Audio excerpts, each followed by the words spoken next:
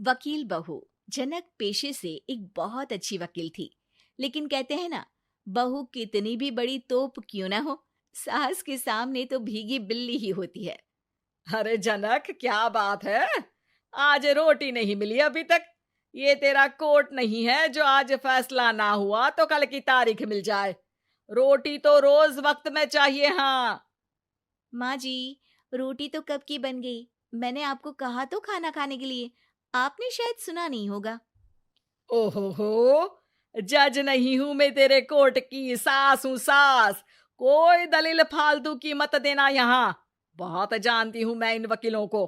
अपनी बात ऊपर रखने के लिए झूठ बोलने में जरा भी नहीं सोचते।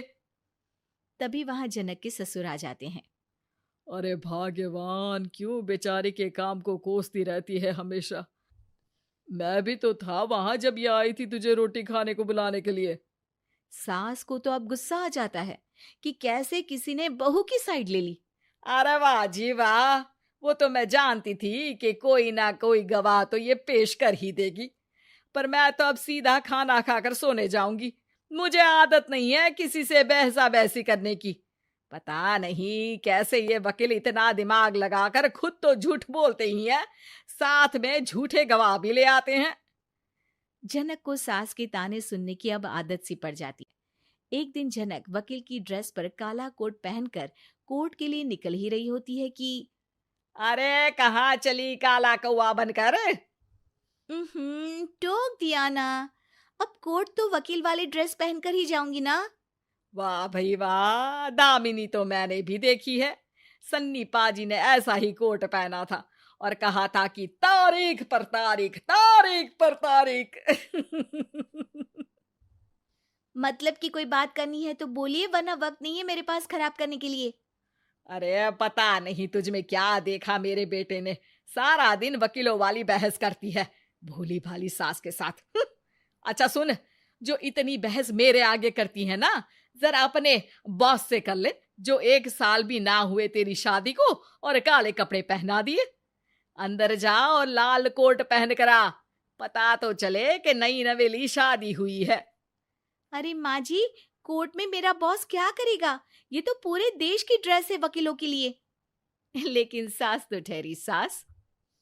अच्छा, तो कोई जरूरत नहीं है 2-4 साल कोर्ट जाने की। शादी थोड़ी पुरानी हो जाए तब इजाजत दे दूंगी मैं तुझे काले कपड़े पहनने की। अब क्या था, मन मारकर जनक को लाल रंग का कोट पहनकर कोर्ट जाना पड़ता है।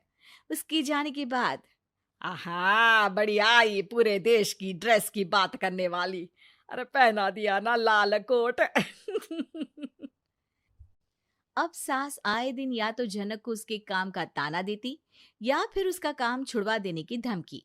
तंग आकर एक दिन जनक पति से कहती है, मैं सोच रही हूँ कि कोर्ट जाना बंद ही कर दूं। अरे क्यों यार, इतना अच्छा करियर है, क्यों छोड़ने की सोच रही हो? अरे लाल रंग का कोट पहनकर जाना पड़ता है। हर बात पर सास ताना देती है कि वकील तेज होते हैं, सवाल जवाब करते हैं, झूठी दलीलें देते हैं। अरे तो ठीक है ना, वो जो कहती है अपनी समझ से कहती है, लेकिन तुमको तो पता है ना कि सच्चाई क्या है। जनक को पति की बात से हौसला मिलता है कि तभी घर पर कुछ लोग आ जाते हैं। अरे आइए पंच साहब, कैसे आना हुआ? अरे भाई साहब, सुना है कि आपकी बहू वकील है। तभी वहां सास आ जाती है। हाँ है तो, लेकिन क्या हुआ? फिर कहीं बहस कराई क्या? अरे हम तो खुद दुखी है उसके व्यवहार से। अरे भाभी जी, आपको तो पूरा मोहल्ला जानता है कि आप कितना बोलती है। फिर हम यहाँ बहू रानी की कोई शिकायत नहीं, बल्कि अपनी परेशानी लेकर आए हैं। ससुर जी खुश हो जाते हैं। हाँ हाँ, मैं भी बहू को बुलाता हूँ। जनक वहां आती है, सबको नमस्ते करके बैठ जाती है। बहू रानी, हमारे गांव में बड़ी मुसीबत आ गई है। अब तो पूरे गांव की जिम्मेदारी मानो तुम्हारे कंधों पर है। अरे ना ना, इससे तो घर की जिम्मेदारी पूरी नहीं होती, ये गांव की जिम्मेदारी क्या लेगी? भाभी जी, आप चुप हो जाओ। यहाँ पढ़े लिखे लोगों की बात हो रही है। आप जाओ, जरा रसोई से सबके लिए चाय लेकर आओ। मैं कॉफी लूंगी। हाँ हाँ, वकील साहिबा के लिए कॉफी। सास सर पैर सब पटक कर वहां से निकल जाती है। बहू, गांव में पानी नहीं आ रहा है, पड़ोसी राज्य ने हमारा पानी रोक रखा है। इसका मामला तो बड़े कोर्ट में चलेगा पंच जी, लेकिन ऐसा क्यों? वो राज्य हम लोगों से पानी के पैसे मांग रहा है। अब आधे गांव में पानी की सप्लाई खत्म हो गई है बहुरानी। अच्छा पंच साहब, बात गांव की है तो मैं जरूर केस लड़ूंगी। यहाँ एक बार फिर सास की एंट्री हो जाती है। अरे वाह जी वाह, ये काम करवा लो, आप हमारी बहू से बहुत अच्छा करती है। मैं हूं सीधी सादी सास। इस लड़की ने कैसे लड़ लड़ कर मुझे साइड कर रखा है, ये तो अब आपको पता चल ही जाएगा।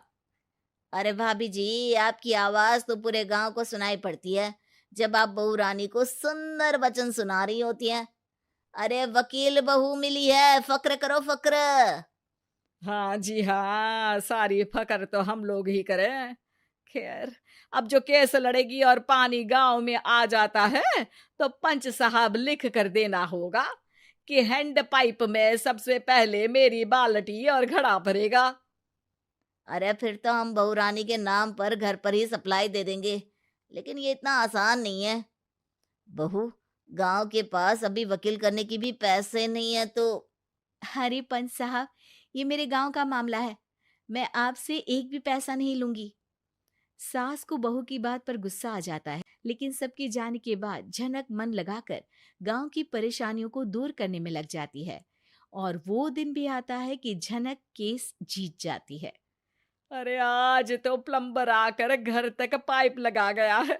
खुश हो जाओ, मेरे कारण तुम लोगों को घर के अंदर ही पानी मिल जाएगा।